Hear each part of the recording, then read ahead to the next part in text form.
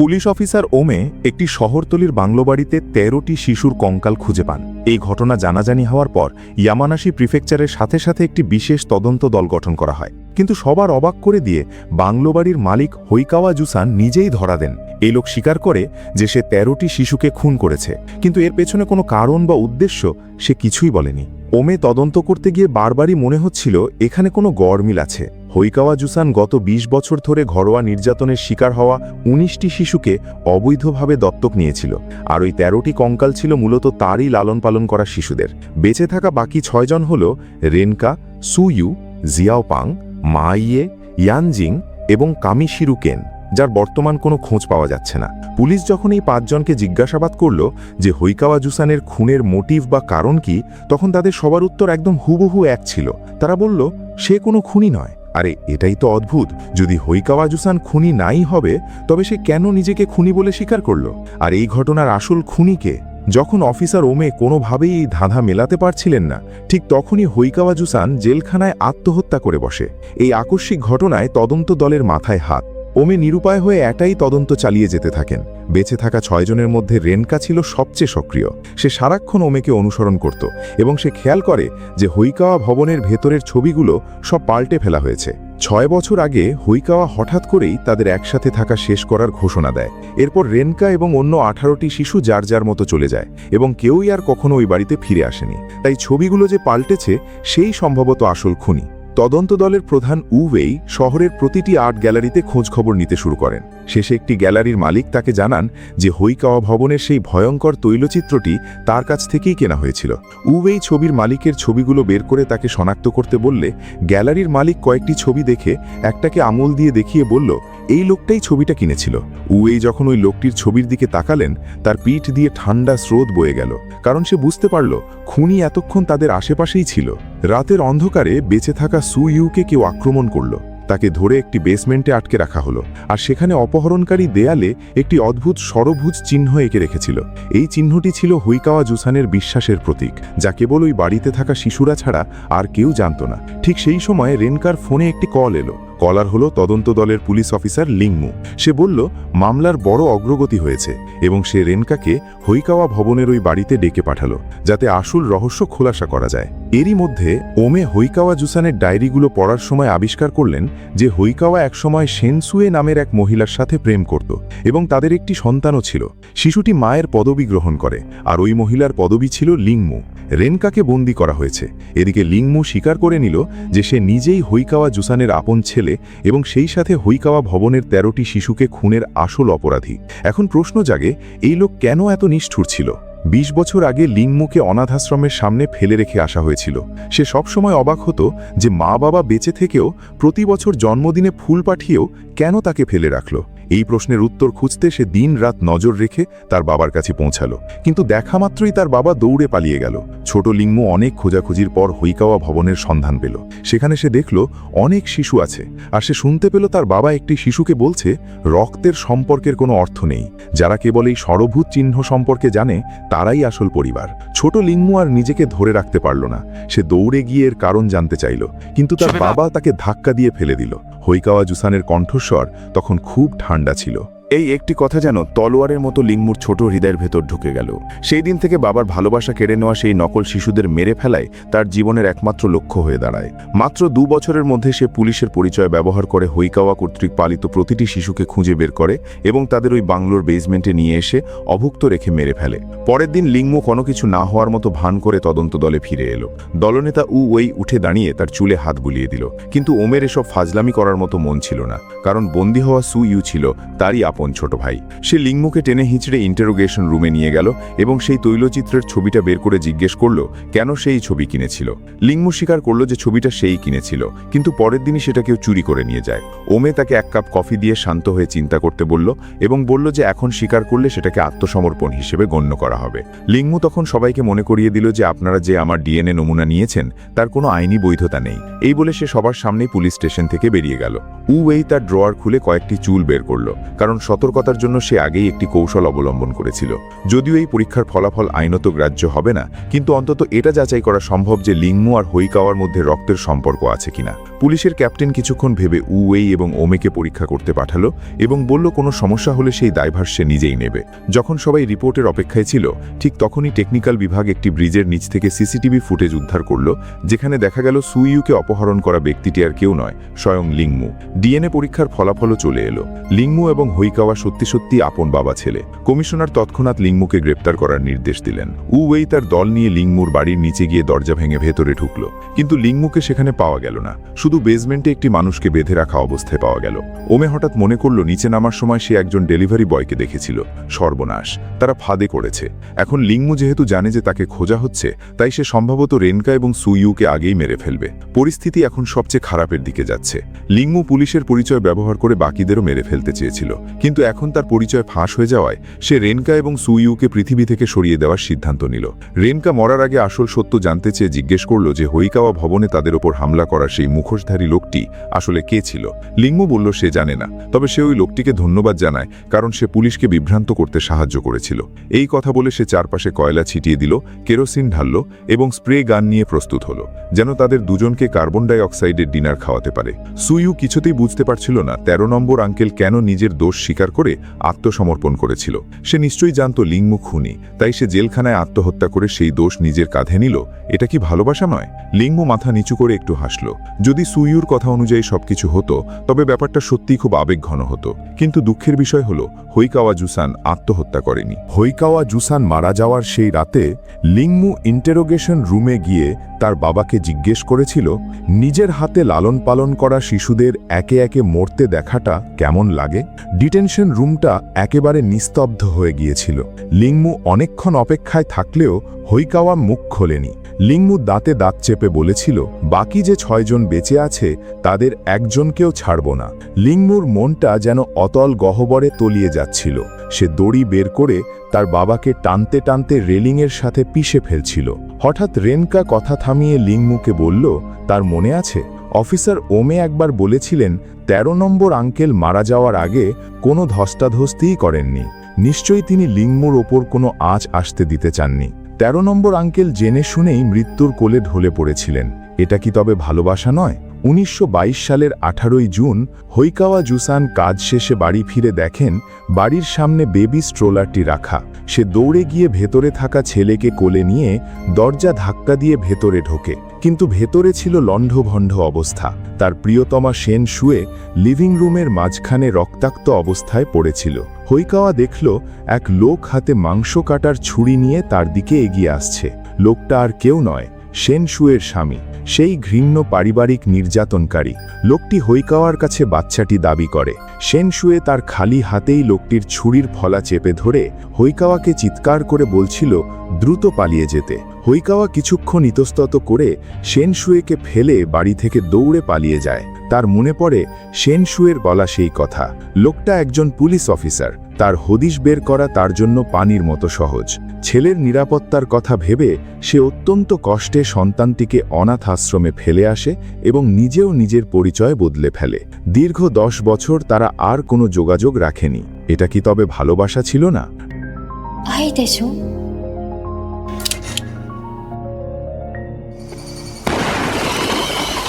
ডানমু বন্দুকের গুলির আওয়াজ শুনে হৈকাওয়া ভবনের পাশের উঠোনের দিকে দৌড় দিল।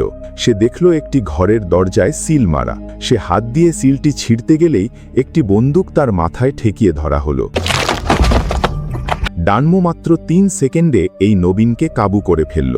লিংমুকে বেঁধে ফেলে সে গোপন কক্ষে ঢুকে পড়ল এবং সুইউ ও রেনকাকে উদ্ধার করল। ভাগ্যক্রমে দুজনেরই তেমন কোনো বড় চোট লাগেনি। পাশে থাকা লিংমু হঠাৎ মুখ খুলল। সে তার বাবার দত্তক নেওয়া সন্তানদের হত্যা করেছে কেবল ঈর্ষার কারণে নয় যে তারা বাবার ভালোবাসা কেড়ে নিয়েছিল, বরং সবচেয়ে গুরুত্বপূর্ণ কারণ ছিল ওই সব শিশুরা তাদের বাবা মায়ের দ্বারা নির্যাতিত হয়েছিল। আর হিংস্রতার জিন বংশগতভাবে বাহিত হয়, তাই এটা চিরতরে মুছে ফেলার সেরা উপায় হলো তাদের মেরে ফেলা। লিংমু কথা শেষ করার আগেই ডানমু উঠে দাঁড়িয়ে চাবি দিয়ে হাতকড়া খুলে ফেলে। এরপর সেই ছেলেটাকে ধরে এক ঘুষি মেরে মাটিতে ফেলে দেয়। এরপর দ্বিতীয়, তৃতীয় এবং চতুর্থ ঘুষি। তার ভেতরে থাকা সেই হিংস্র জিন যেন সত্যি সত্যিই জেগে উঠেছে। হঠাৎ লিংমু ডানমুর কোমরের কাছে থাকা পিস্তলটি ধরে ফেলে। ডানমু কিছু বুঝে ওঠার আগেই একটি কালো বন্দুকের নল তার কপালে তাক করা হলো।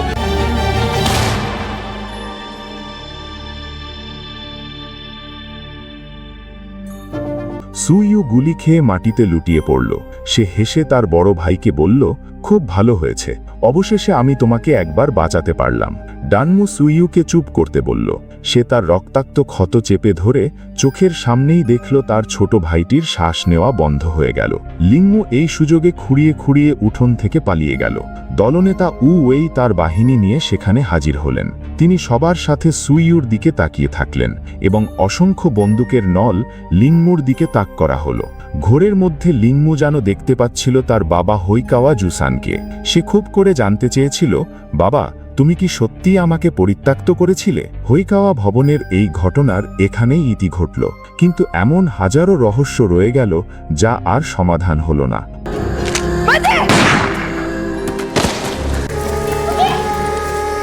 হৈকাওয়া জুসান যে রাতে আত্মহত্যা করেছিল সেই রাতেই পুলিশ স্টেশনের সামনে এক ৮ মুখওয়ালা লোক দেখা গিয়েছিল। এই লোকটা আসলে কে? সে কি সেই নিখোঁজ কামিসিরুকেন? রেনকাকে সিঁড়ি থেকে ঠেলে দেওয়া সেই লোকটা কে ছিল?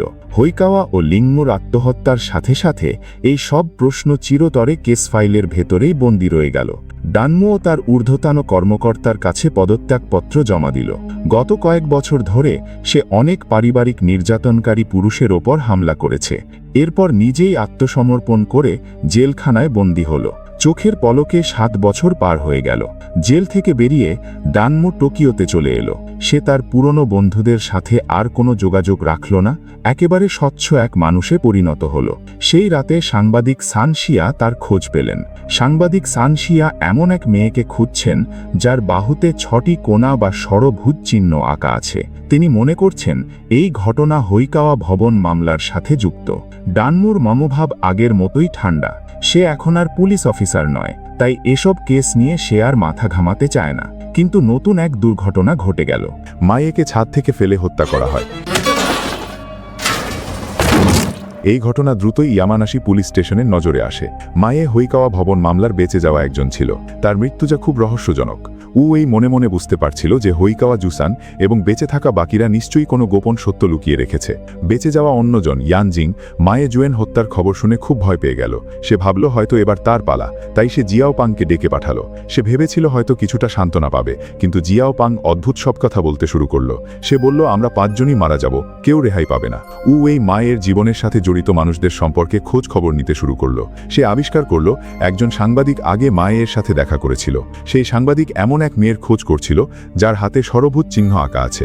আর যেটা একদমই ভাবেনি তা হলো সাংবাদিক সানশিয়া জানতো উমে কোথায় আছে। পুরনো পরিচিতরা দেখা করল, কিন্তু উমে কোনো আনন্দ প্রকাশ করলেন না। উমে মায়ের ক্যাশ নিয়ে কথা বলল। সে অন্য বেঁচে থাকাদের সাথে যোগাযোগ করেছে। রেনকা এবং কামিসিরু কেনের কোনো খোঁজ নেই, তারা রহস্যজনকভাবে হারিয়ে গেছে। রেনকার নাম শুনে উমের মনের ভেতর কোনো এক জায়গায় যেন একটা ধাক্কা লাগলো। উমের সেই পুরনো নোটবুকটি বাড়িয়ে দিল যেখানে ইয়ামানাশি পুলিশ স্টেশনের অনেক মামলার রেকর্ড ছিল। আর শেষের পাতায় লেখা ছিল, রেনকা কি খুনি? পরের দিন উমে নিজেই শানসিয়ার কাছে গিয়ে সেই হারিয়ে যাওয়া মেয়েটির ব্যাপারে জিজ্ঞেস করলেন। শানসিয়া ফাইল বের করলেন। হারিয়ে যাওয়া মেয়েটির নাম ইউয়ে দাও। বাবার নির্যাতনের শিকার হয়ে সে বাড়ি থেকে পালিয়ে গিয়েছিল এবং তার আর কোনো খোঁজ পাওয়া যায়নি। দুজনে সেই মেয়েটির শেষ দেখা পাওয়া জায়গায় গেল। এক মেয়ে তাদের বলল ইউয়ে দাও আগে প্রায়ই একটি সুপারমার্কেটে যেত। সেখানকার কর্মীরা তাদের জানাল 1 মাস আগে ইউয়ে দাও চুরি করতে গিয়ে ধরা পড়েছিল, তখন অন্য এক মেয়ে এসে তার বিল মিটিয়ে দিয়েছিল। উমে জিজ্ঞেস করলেন মেয়েটির শরীরে কি উল্কি ছিল। কর্মী মহিলা মাথা নাড়িয়ে না বলে দিল। সে বলল মেয়েটি অনেকগুলো স্টার চকলেট কিনেছিল। উমের সাথে সাথে রেনকার কথা ভাবলেন, কিন্তু দুর্ভাগ্যবশত 1 মাস আগের সিসিটিভি ফুটেজ মুছে গেছে। দুজন পুলিশ স্টেশনে ফিরে এলো। এই এক চাঞ্চল্যকর খবর দিল। সে মাত্রই মায়েকে হত্যার পেছনে রেনকার উদ্দেশ্য খুঁজে পেয়েছে। ওই সময় রেনকাকে সিঁড়ি থেকে ধাক্কা দিয়ে ফেলে দেওয়া হয়েছিল। উমে তখন বেঁচে থাকাদের অ্যালিবাই বা তারা কোথায় ছিল তা যাচাই করেছিলেন। উমে মায়ের ট্যাটু শপে গিয়েছিল। দোকানের মালিক বলল সে মায়ের জন্য মিথ্যে সাক্ষী দিয়েছিল। পুলিশ যখন তদন্ত করছিল তখন সে বলেছিল যে সে সে সময় কোম্পানির ইলেকট্রিক ভ্যানে কাজ করছিল, কিন্তু পরে অন্য কর্মীরা বলল সে আগের দিন অন্য কথা বলেছিল। এই আবার হৈকাওয়ার ডায়েরি বের করল। এই ডায়েরিগুলো রেনকা সেই সময় হৈকাওয়া ভবন থেকে খুঁজে পেয়েছিল। ডায়েরির কন্টেন্ট হৈকাওয়া পরিবার ভেঙে দেওয়ার আগ পর্যন্ত ছিল, কিন্তু শেষ পাতাটি ছেঁড়া ছিল, আর রেনকাই ছিল প্রথম ব্যক্তি যে ডায়েরিটি ছুঁয়েছিল।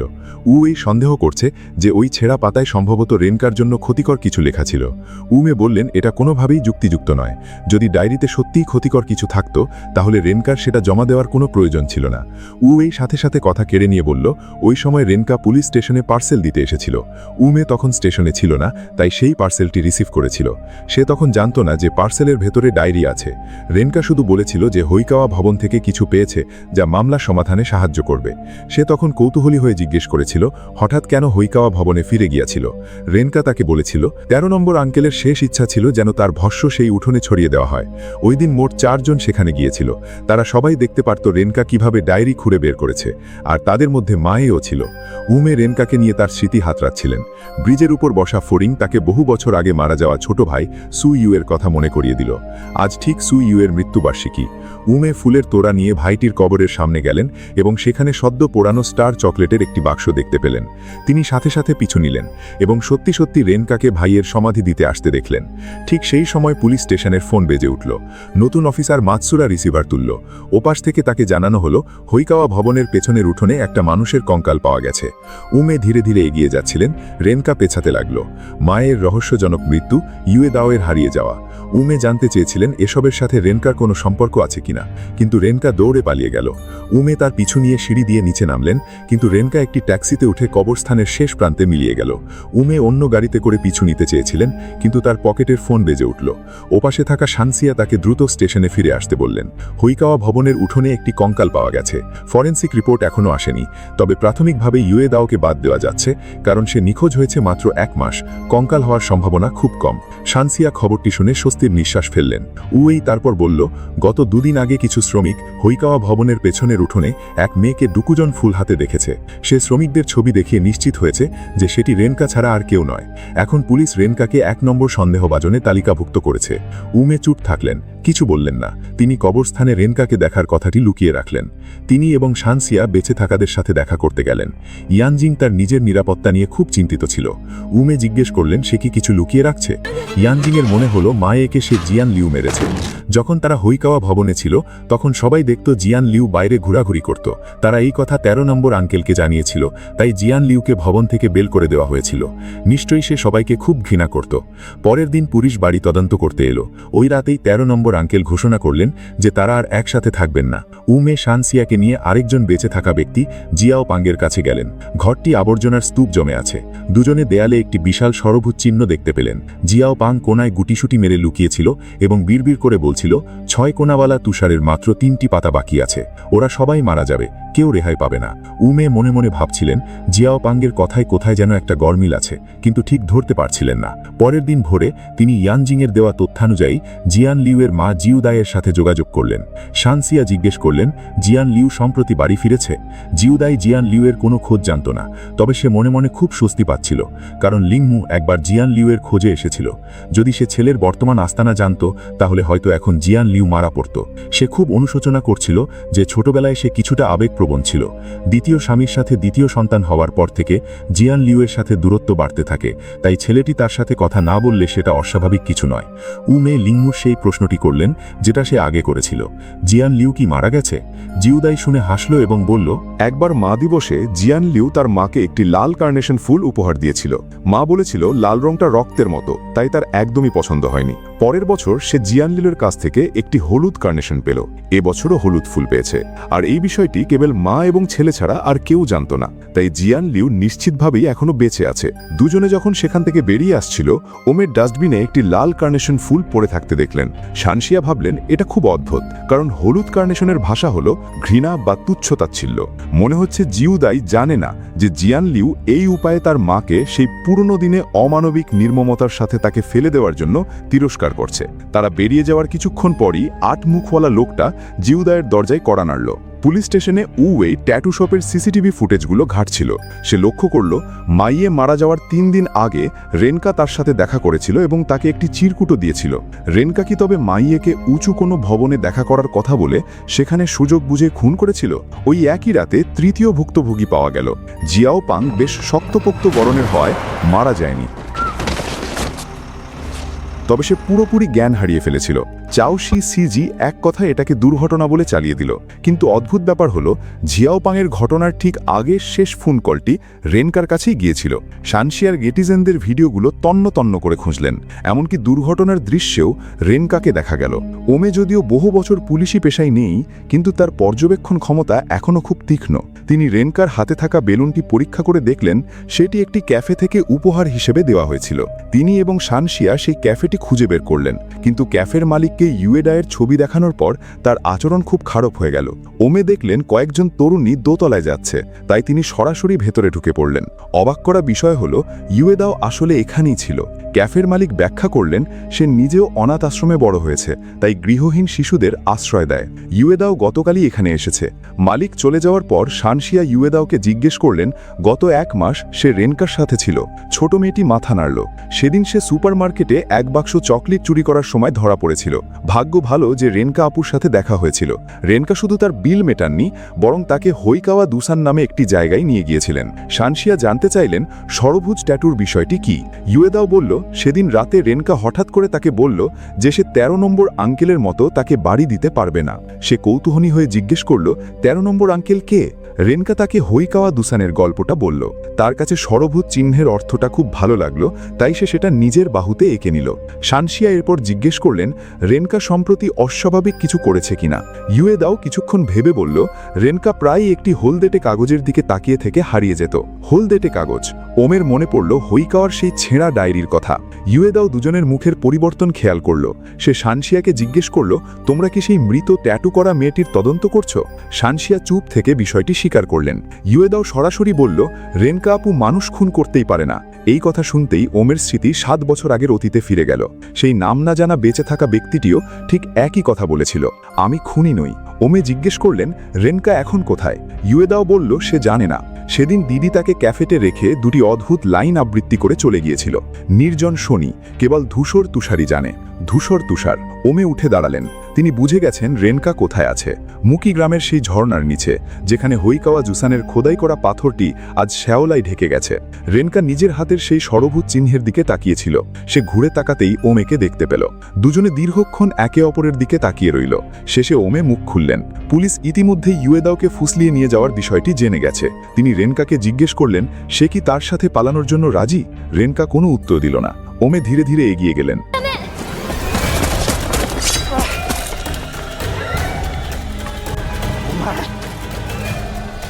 ঝর্ণার দিকে যাওয়ার ছোট রাস্তায় উওয়ে শুনতে পেল মাতসুমুরা বলছে যে নাম না জানা কঙ্কালটির ডিএনএ পরীক্ষার ফলাফল এসেছে। অদ্ভুত বিষয় হলো সেটি বেঁচে থাকা 6 জনের একজন, জিয়ান লিউর। উওয়ে কয়েক সেকেন্ড স্তব্ধ হয়ে থাকল। যদি এই কঙ্কালটি জিয়ান লিউয়ের হয় তাহলে ওই 8 মুখওয়ালা লোকটাকে? জিয়ান লিউয়ের মা জিউদাই তো বলেছিল তার ছেলে মারা যায়নি। এমনকি এবছরও কেউ হলুদ কার্নেশন পাঠিয়েছে। সেই ফুল তবে কে পাঠালো? উওয়ে যখন এসব ভাবছিল ওমে সেই 8 মুখওয়ালা লোকটাকে পাথরের সাথে চেপে ধরেছিলেন। লোকটা পালিয়ে গেল। পালাও পালাও। রেনকা ঘুরে দৌড়ে পালাচ্ছিল। ওমে মুহূর্তের জন্য অন্যমনস্ক হয়ে পড়ল। তখনই 8 মুখওয়ালা লোকটা তাকে লাথি মেরে মাটিতে ফেলে দিল। পরের মুহূর্তেই একটি ধারালো ছুরি তার কপালে তাক করা হলো। পাশ থেকে হঠাৎ উয়ের গর্জন শোনা গেল। 8 মুখওয়ালা লোকটা ঘাড় ঘুরিয়ে দেখল দুটো বন্দুক তার দিকে তাক করা আছে। অল্প কিছুক্ষণ দ্বিধাদ্বন্দ্বে থাকার পর সে ছুরিটা ফেলে দিল। উয়ে এগিয়ে গিয়ে হাতকড়ি পরিয়ে লোকটিকে পুলিশ স্টেশনে নিয়ে গেল। একদিন এক রাত অবিরাম জিজ্ঞাসাবাদের পরও এই লোক মুখ থেকে একটি শব্দ বের করল না। এখন একমাত্র সূত্র হলো লোকটা রেনকাকে পালানোর কথা বলেছে। তার মানে এই দুজনের মধ্যে নিশ্চয়ই কোনো যোগাযোগ আছে। মাতসুমুরা নাম না জানা কঙ্কালটির রিপোর্টের ফাইল খুলল। হাড় দেখে বোঝা যাচ্ছে জিয়ান লিউ 19 বছর বয়সে মারা গিয়েছিল। এছাড়া ফরেন্সিক বিশেষজ্ঞ পাঁজরে হিংস্র কোনো আঘাতের চিহ্ন পেয়েছেন। এই কেসটি সম্ভবত পরিকল্পিত হত্যাকাণ্ড। এ পর্যন্ত বেঁচে থাকা 6 জনের মধ্যে মাইয়ে এবং জিয়ান লিউ মৃত। জিয়াওপাং গুরুতর আহত হয়ে হাসপাতালে। রেনকার কোনো খোঁজ নেই। শুধু ইয়াংজিং এখনো পর্যন্ত নিরাপদ। শানশিয়ার হঠাৎ মনে পড়ল গতবার মাইয়ের সাথে দেখার সময় তিনি যখন বেঁচে থাকাদের যোগাযোগের ঠিকানা চাইছিলেন, মাইয়ে খুব অদ্ভুত প্রতিক্রিয়া দেখিয়েছিল। এখন ভেবে দেখলে মাইয়ে হয়তো আগেই জানতো জিয়ান লিউ মারা গেছে। এই কথা ওমেকে জাগিয়ে দিল। ওমে বোর্ডের ওপর ষড়ভুজ চিহ্ন আঁকলেন এবং বেঁচে থাকাদের ছবিগুলো লাগালেন। তার মনে পড়ল জিয়াওপাং একবার বলেছিল ষড়ভুজ স্নোফ্লেকের মাত্র 3টি পাতা বাকি আছে। তখন তো মাইয়ে সবে মাত্র মারা গেছে, 6 জন থেকে 4 জন থাকার কথা ছিল। অর্থাৎ জিয়াওপাং ও জিয়ান লিউয়ের মৃত্যুর সত্যটি আগে থেকে জানত। দুর্ভাগ্যবশত সত্য জানাই দুজনের একজন মারা গেছে, একজন আহত। ওখান থেকেই রহস্য উন্মোচনের পালা। ওমে অনেকক্ষণ ভেবে দেখলেন তাদের 8 মুখওয়ালা লোকটির মুখ খোলাতেই হবে। রেনকা তাকে বলেছিল ছোটবেলায় সে শহরের বাইরে একটি অনাথ আশ্রমে বড় হয়েছে। ভাগ্য ভালো যে অনাথ আশ্রমটি এখনো বন্ধ হয়নি। ওমে বহু বছরের পুরনো অ্যালবামগুলো ঘাঁটছিল। তিনি দেখলেন রেনকার পাশে সবসময় একটি ছোট ছেলে ছিল। ঠিক সেই সময় উয়ে জিউদায়ের বাড়িতে গিয়ে জিয়ান লিউয়ের মৃত্যুর খবর জানালো। জিউদায়ের প্রতিক্রিয়া খুব স্বাভাবিক ছিল। মাতসুমুরা আশেপাশের প্রতিবেশীদের জিজ্ঞাসাবাদ করল। এক বৃদ্ধা তাকে জানালেন তিনি জন্মের দাগওয়ালা এক লোককে হলুদ কার্নেশন নিয়ে আসতে দেখেছেন। সে লোকটা সম্ভবত হুইকাওয়া জুসান ছিল। কিন্তু সমস্যা হলো হুইকাওয়া জুসান তো 7 বছর আগেই মারা গেছে। তাহলে এই কয়েক বছর ফুলগুলো কে পাঠালো? অন্যদিকে ওমে এবং শানসিয়া অনাথাশ্রম থেকে পাওয়া ঠিকানা অনুযায়ী রেঙ্কাও তার মা ছোটবেলায় যে অ্যাপার্টমেন্টে ভাড়া থাকতেন সেখানে পৌঁছে গেলেন। শানসিয়া ছবি বের করতেই বাড়ির মালিক এক দেখাতেই রেঙ্কাকে চিনে ফেললেন। তিনি এই মা মেয়েকে নিয়ে প্রচণ্ড ক্ষোভ ঝাড়লেন, কারণ অ্যাপার্টমেন্ট ভাড়া নেওয়ার পর কোনো কথা না বলেই তারা একদম হাওয়া হয়ে গিয়েছিল। ছোটবেলার বন্ধু, রেঙ্কাকে ভালোবাসা আর অ্যাপার্টমেন্টের অগ্নিকাণ্ড। ওমে এই সব তথ্য একসাথে মেলালেন এবং এর মাধ্যমেই তিনি রাইচুয়ানের আসল পরিচয় উদ্ঘাটন করলেন।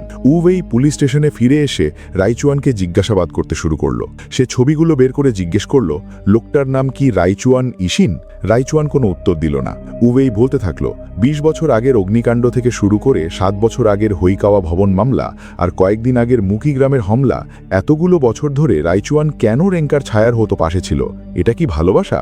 ইন্টারোগেশন রুমে উওয়েইয়ের কণ্ঠস্বর প্রতিধ্বনিত হতে থাকলো। শেষ পর্যন্ত নীরবতা ভেঙে রাইচুয়ান মুখ খুলল। সে রেঙ্কাকে আগলে রেখেছিল কেবল একটি ভুল প্রতিশ্রুতির কারণে।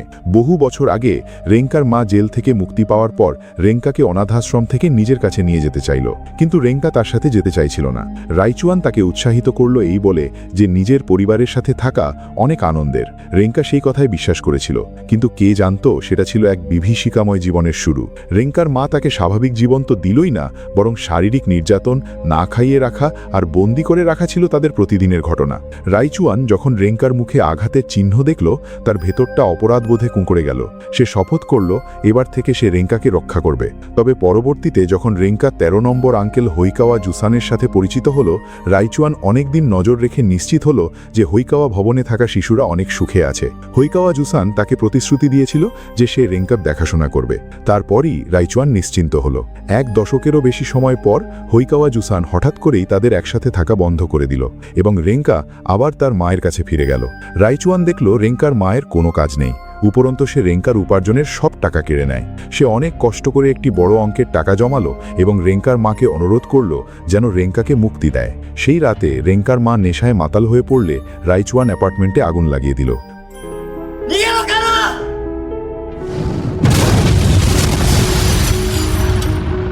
কয়েক বছর পর হুইকাওয়া ভবনের খবর যখন সংবাদে এলো, জেল থেকে সদ্য মুক্তি পাওয়া রাইচুয়ান হুইকাওয়া জুসানের সাথে দেখা করল। হুইকাওয়া তাকে একটি ষড়ভুজ চিহ্ন দেখালো এবং তাকে রেঙ্কার দেখভাল করার অনুরোধ করল। সেই থেকে রাইচুয়ান নিঃশব্দে রেঙ্কার পাশে থেকে তাকে রক্ষা করে আসছিল। বছরখানেক আগে যখন ওমে সেই তৈলচিত্রের সূত্র ধরে লিংমুকে হুইকাওয়া ভবনে ডেকে আনলেন, রাইচুয়ান তখন দেখল লিংমু প্রমাণপত্র বের করে বেসমেন্টে রেঙ্কাকে মারার পরিকল্পনা করছে। সে মুহূর্তের সিদ্ধান্ত নিয়ে লিংমুর ওপর ঝাঁপিয়ে পড়ল। রেঙ্কা তখন জানত না যে এই লোক অন্ধকারে থেকে তার রক্ষক হিসেবে কাজ করছে। ঝগড়ার এক পর্যায়ে আতঙ্কিত অবস্থায় রাইচুয়ান দুর্ঘটনাবশত রেঙ্কাকেই আঘাত করে ফেলে। শেষ পর্যন্ত সে রেঙ্কাকে সুরক্ষিত রাখতে পারল না। উওয়েই এই গল্প শোনার পর জিজ্ঞেস করল মাইয়ে এবং শিয়াওপাংয়ের সাথে রেঙ্কার বিপদের সম্পর্ক কি। রাইচুয়ান জানালো তাদের দুর্ঘটনাবশত মৃত্যুর সাথে তার কোনো সম্পর্ক নেই। উওয়েই রাইচুয়ানের গল্পটি শোনানোর পর ভাবল এই লোক নিশ্চয়ই রেঙ্কার জন্য ক্ষতিকর কোনো তথ্য লুকাচ্ছে। ওমে যে কোনো তদন্তে কেবল প্রমাণের ওপর ভরসা জিজ্ঞাসা করেন। জিয়ান লিউয়ের মৃত্যুর সত্য উদ্ঘাটন করার জন্য প্রথমেই জানা দরকার গত কয়েক বছর ধরে জিউদায়ের কাছে যে হলুদ কার্নেশন আসছিল তা কে পাঠাচ্ছিল। তিনি পুরো প্রিফেকচারের সব ফুলের দোকানে ঘুরলেন এবং শেষে একটি দোকানে গিয়ে জানলেন মা দিবসে মাইয়ে একটি লাল কার্নেশন কিনে নিয়ে গিয়েছিল। ওমের কাছে এটি খুব অদ্ভুত লাগলো, কারণ তিনি সেদিন জিউদায়ের বাড়ির ডাস্টবিনে একটি লাল কার্নেশন দেখেছিলেন। যদি সেই ফুলটি মাইয়ে পাঠিয়ে থাকে তাহলে জিউদায়ের মনে সন্দেহ জাগার কথা ছিল। এই সময় দোকানের কর্মী বলল মা দিবসের পরের দিন এক মহিলা এসে একটি হলুদ কার্নেশন কিনেছিল।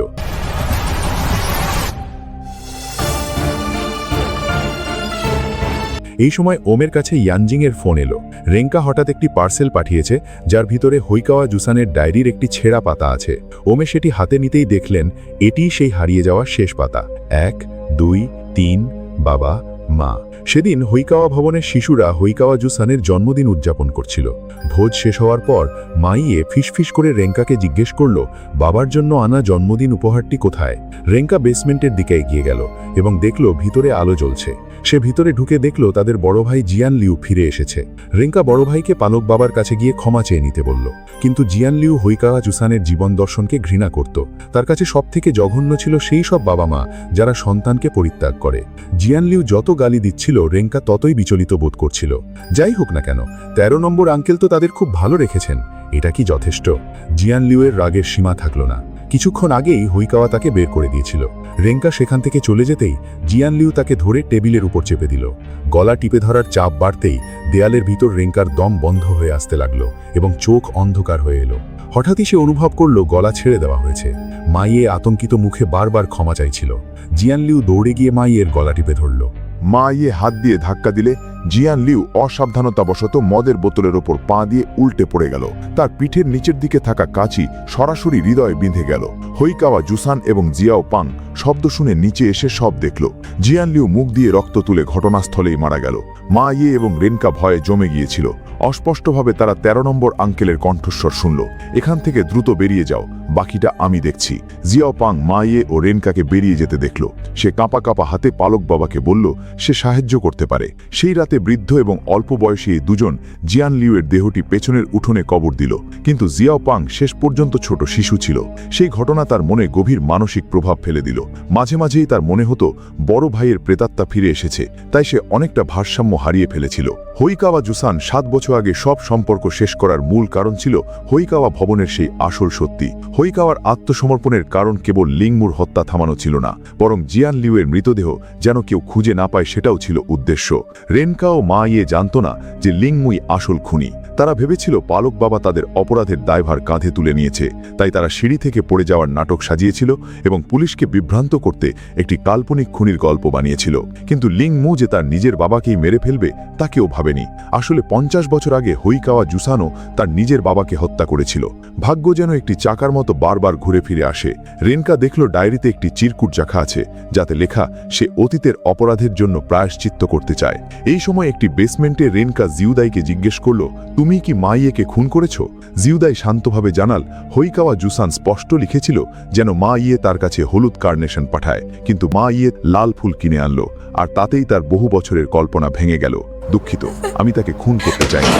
এরপর থেকে জিউদাই বিভ্রমের শিকার হয়ে গিয়েছিল।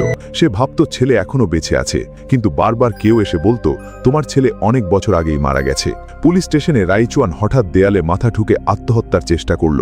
পুলিশ তাকে হাসপাতালে নিতে গেলে সে সুযোগ বুঝে পালানোর চেষ্টা করল এবং তাদের বন্দুক কেড়ে নিয়ে পালিয়ে গেল। উওয়েই খবর পেয়ে ধরতে গেল। ওমে একটি পুলিশ গাড়ি নিয়ে হৈকাওয়া ভবনের দিকে ছুটলেন। উওয়েই প্রথমে পৌঁছে বেসমেন্টের দরজা খুলল, কিন্তু ভেতরটা ফাঁকা। রেনকা নিজের জন্য কবর খুঁড়ে রেখেছিল। সে জিউদাইকে অনুরোধ করল জিয়াও পাং ও ইয়ানজিংকে ছেড়ে দিতে। জিয়ান লিউয়ের ঘটনা কেবল সে, মা ইয়ে কার 13 নম্বর আঙ্কেলই জানত। তার মৃত্যুর মাধ্যমেই সব শেষ হোক। ওমে ও রাইচুয়ান একসাথে পৌঁছালেন। রাইচুয়ান বন্দুক হাতে এগিয়ে এলো। সে জিউদাইকে তুচ্ছতাচ্ছিল্য করে বলল, যদি সেদিন জিয়ান লিউয়ের সাথে ভালো ব্যবহার করতে তবে এত কিছু ঘটত না। রেনকা এই দৃশ্য দেখে হতবাক। শেষ পর্যন্ত জিউদাই ও রাইচুয়ানকে গ্রেপ্তার করা হলো। সাংবাদিক শানসিয়া পুরো ঘটনা নিয়ে একটি উপন্যাস লিখলেন, আর হৈকাওয়া ভবনের গল্প এভাবেই ছড়িয়ে পড়ল। রক্তক্ষয়ী এই গল্পের ইতি এখানেই। বাইরের দিক থেকে ভীষণ অন্ধকার মনে হলেও ভেতর থেকে এটি অত্যন্ত আবেগময় একটি নাটক। এর দুর্বলতা হলো প্লট ও যুক্তির অনেক ফাঁকা ফোকর, তবে এর সব থেকে শক্তিশালী দিক হলো চরিত্রের গভীরতা। যেমন হৈকাওয়া জুসান, বাইরে থেকে ভয়ঙ্কর দেখালেও ভেতরে খুব কোমল। দুনিয়ার এত নিষ্ঠুরতা ও ঘৃণার শিকার হওয়ার পরও সে সবার সাথে ভালো আচরণ করেছে। সে যেন একটি আদর্শ চরিত্রের প্রতীক। শুরুর দিকে মনে হতে পারে সে খলনায়ক, কিন্তু শেষে গিয়ে দেখা যায় সে নিষ্পাপ শিশুর মতো পবিত্র। লেখক মানুষের ভেতরে সংকীর্ণ চিন্তাধারার সুযোগ নিয়ে খুব চমৎকারভাবে চরিত্রগুলোর রূপান্তর দেখিয়েছেন। এই নাটকের সাফল্য আসলে এর প্লটের টুইস্ট নয়, বরং চরিত্রের মন্তাজ। আমরা মানতে না চাইলেও আমরা আসলে বাইরের রূপ দেখে মানুষের ভেতরটা বিচার করতে অভ্যস্ত। সুন্দর মানেই সুন্দর, আর অসুন্দর মানে মন্দ, এমনটাই আমাদের ধারণা। অথচ বাস্তবে এমনও হতে পারে যে আমরা সুন্দর ভাবছি তা ভয়ঙ্কর, আর যা কুৎসিত ভাবছি তা অতলস্পর্শী সুন্দর। আগামী পর্বে আমরা একটি অসাধারণ ব্রিটিশ ড্রামা দেখব যার রেটিং 9-এর কাছাকাছি। পরবর্তী গল্পে আপনাদের সাথে আবার দেখা হচ্ছে। আমার চ্যানেলটি সাবস্ক্রাইব করে রাখুন। আগামী পর্বে নতুন কোনো রহস্য নিয়ে দেখা হচ্ছে।